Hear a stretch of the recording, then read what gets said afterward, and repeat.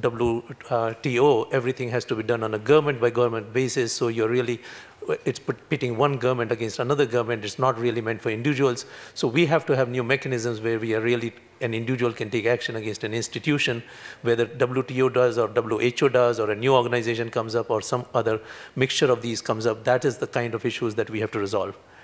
Finally, we looked at this issue of arbitration, what it means, and one of the things which we found is that if you take the amount of premium that an insurance company charges, and we looked at different classes of it, if you look at, for example, life insurance policies, in life insurance, a person normally gets more money than what you pay into the policy. If you die early, you obviously get much more. If you die much later in life, by the time you add on all the interest and all, you still get more than what you're paid in.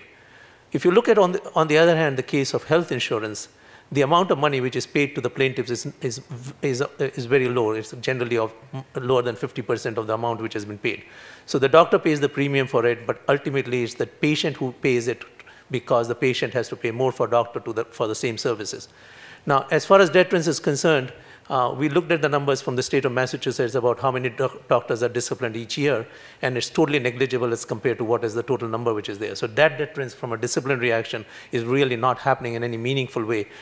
The only deterrence which is happening is if you go through all the litigation and all that, then some of the money you're actually getting back. So if we take it on balance, especially across national boundaries and what it involves, we essentially come to the same conclusion that GIL came independently, that either it has to be a system in which a no-fault insurance kind of system works, which does not mean that the local government does not still take action against the doctor who's there.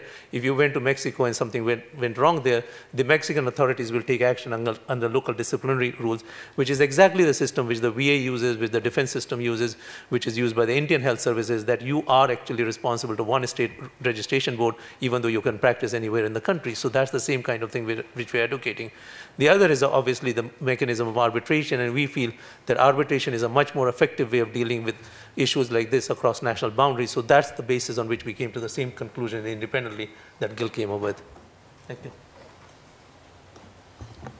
Deb, did you want to weigh in? No, you said everything beautifully. Okay. Oh. Yes, and we'll go to Mark. Yep. Thanks. This is Daniel Goldberg from East Carolina University. I just have a question for Bethany, actually. I really enjoyed your paper, but it was reminding me of some of the debate over the 076 trials that happened in Uganda over a decade ago, short course versus long course AZT. And what I thought was most interesting about it is after several years of the back and forth regarding the ethics of those trials and what happened, there were some papers I think that came out that said, you know, the larger issue is why the country of Uganda found